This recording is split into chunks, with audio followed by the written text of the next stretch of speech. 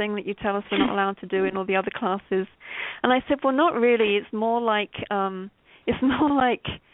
paying homage to somebody who's great. And then I tried to work out how on earth could I explain this to a 19-year-old.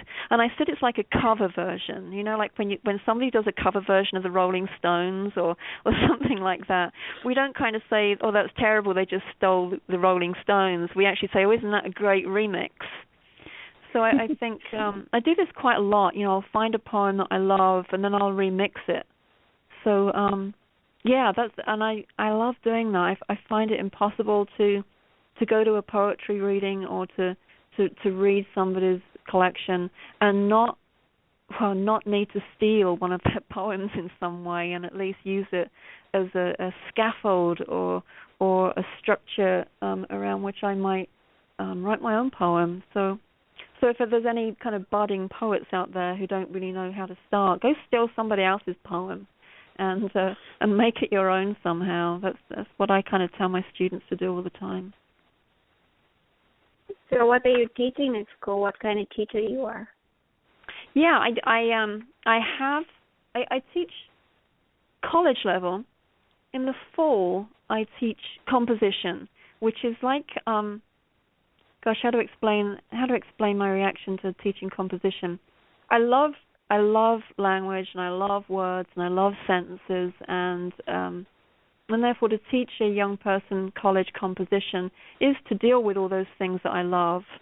However, college composition is a required course, and therefore you'll have young people in the room who really don't have a great love for writing or for reading, and more I'm coming across students who have no love for reading, and that breaks my heart. But so I do that in the fall. I teach them how to write papers for all their other classes, but really my joy is spring, because in the spring semester I get to teach creative writing, and those courses tend to be elective. So everybody who walks into my classroom in the spring is in the room because they want to be in the room. And yet there's still, even with the aspiring writers, I don't know, but there still seems to be this tendency to not read enough, and I'm a huge believer that you can't write unless you read, and if they're not reading, I think it shows in their writing. But yeah, I think it's just a fact of life. I think, and it's a horrible fact for us writers because fewer and fewer people are reading. But I think Diana, that maybe rather than just kind of getting really upset and depressed about the decline in readers, I think it's important that writers try and meet readers where they are. And I think where modern readers are in the short forms. They're reading, but they're not reading long things. If I ask my students to read anything longer than like 9 pages, they look at me as if I'm crazy. So what I do is I try and give them more readings, but they're shorter. So that by the end of the semester, they will have read, the required number of pages. But I have to hit them in smaller chunks, and therefore I think that maybe we as writers should be trying to work out how to reach our readers in smaller chunks. And I think that blog sites are just wonderful for this. I think this kind of thing, radio shows, are brilliant for this kind of thing, because people might be able to carve out, 30 minutes, 40 minutes to listen to something while they're driving somewhere or something like that. They might not have the time just to sit down and listen to, a poet, warble on about their poetry. And blog sites are just wonderful. I try and blog in 200-word hits. I reckon everybody should be able to find time to read 200 words once a day. So my blog entries are all 200 words long. I'm not sure that 100 years ago anybody would be having this kind of a conversation, that T.S. Eliot would have said, I can't possibly write The Wasteland, I've got to try and do The Wasteland in 3 stanzas or something like that. But I guess we are writing in the times in which we live, and therefore if we want readers, we've got to at least work out what it is that they want and then see whether we're prepared to give that to them. Yeah, exactly. We live in different times. Sorry, it's just really hard to grab the attention of somebody.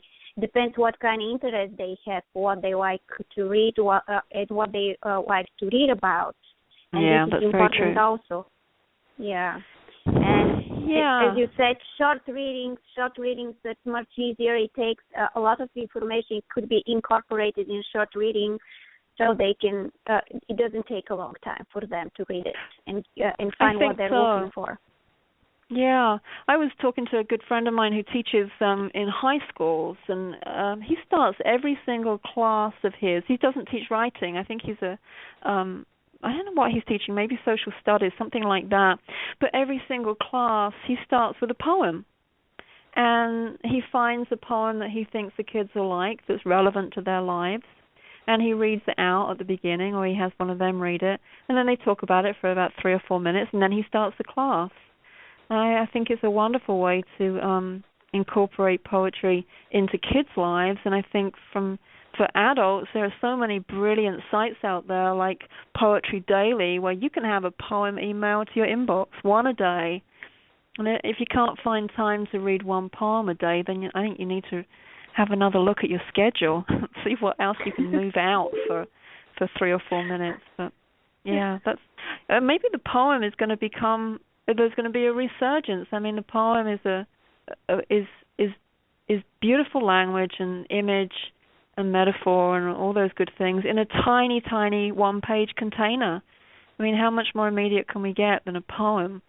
So maybe poems will start to nudge novels and I don't know, blockbusters about politicians off of the shelves, and people will get back to reading a poem a day. That would be lovely.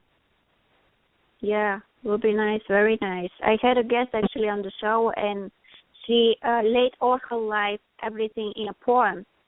She created poems for each encounter in her life, and it was the way to show how she felt in different kind of situations. And I think it's a good way. Yeah, it's a good way for the others to get some information. So. Yeah, I think it could be good for everybody. I mean, I think that even people who say I can't write poetry, I would challenge them just to spend some time to go find a poem that you like, and then write your own version of that poem about your own life.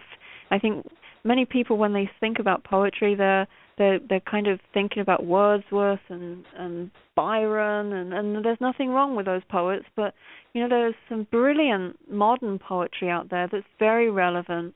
I love the work of Billy Collins, and again, I have friends who would probably shoot me for saying that. I love Billy Collins as a poet because he is so accessible. His poems don't require the reader to run off and go grab a dictionary or to have had some kind of academic background. You can read a Billy Collins poem and understand exactly what he means and what he's saying, and I think that's admirable. I think when you force people, especially children, to read poems in a language that is archaic and has nothing to do with their own lives, that's talking about things that aren't relevant to them, then it's little wonder that their eyes glaze over and they develop a resistance to poetry really early. But yeah. The time is different right now, and before, like 10, 20 years ago, I don't know, your grandma or mother they were reading us from a book, a nice poem, and it's the way to make the child interested and to get the attention and to tell them what is the poem about, how beautiful is the poem, what the poet tries to tell, what tries to express. But now parents are very busy; they have so many things to do. And I think this is part of the problem. You know, I think so. And yet we have wonderful programs like Sesame Street that really are just extended poems if you look at them. I mean, a show like Sesame Street is full of... I mean, and Sesame Street is old hat now. That's not current and contemporary. But even some of the children's shows are all about language and words. But I think it needs the parent to sit down with a child and talk about that, you know, rather than just sit the child down in front of a screen or an iPad or whatever and get them to understand what good language is and what good images are about. But did you have to memorize poetry, Diana, when you were a kid? Oh yeah, all the time. Yeah. And I don't think that, I think that's a skill, an art that is no longer being required of people, and yet there's something quite wonderful about memorizing a poem and being able to pull it out whenever you need to. Exactly, because you get the feeling of the words and everything about the poem. You love the poem once you memorize the poem. That's how the things were working with me, and I love to do it at school. Me too.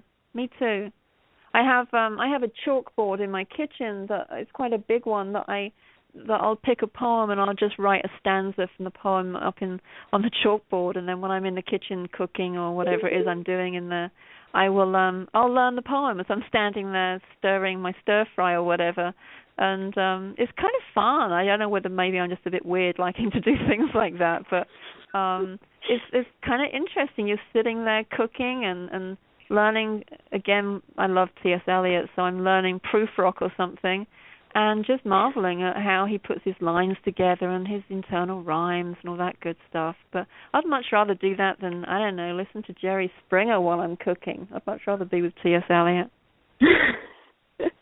Interesting choice. Jerry Springer, yeah. Oh, very educational. Well, and not much poetry, I don't think, but who knows? Yeah.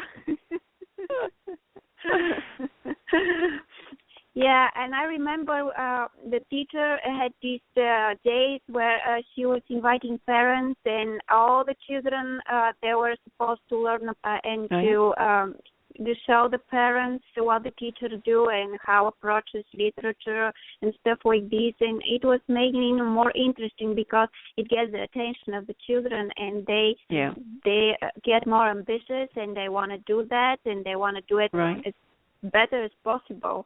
Yeah, so I think this is a good way also to make children more interesting.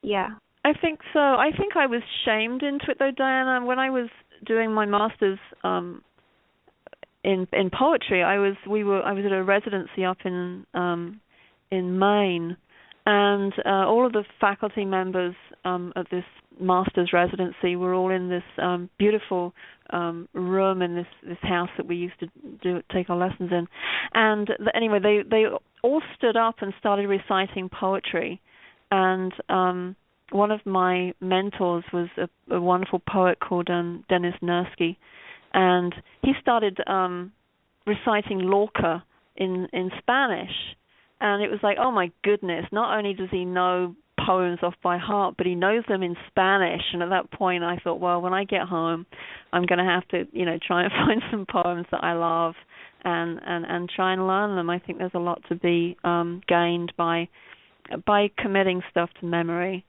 and it's something I've been thinking about trying to introduce into my classes. Maybe my composition class next year. We'll have to see how that one goes. Yeah, this is a great idea actually. It's going to help more people get interested into poems, and once you memorize a poem, it's a completely different story.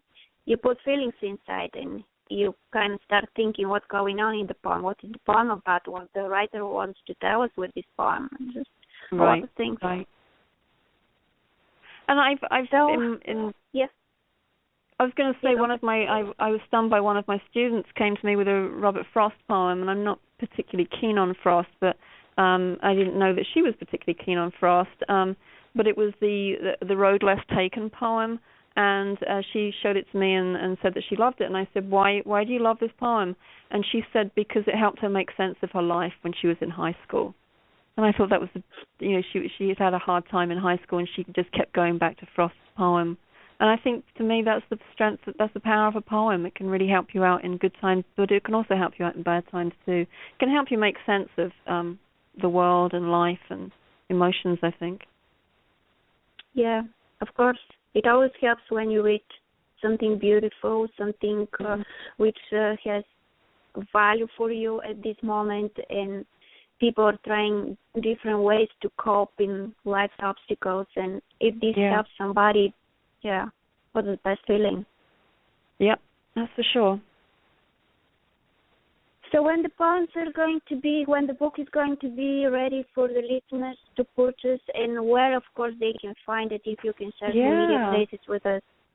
Yeah, it's It's actually going to be released probably around about the second week of May.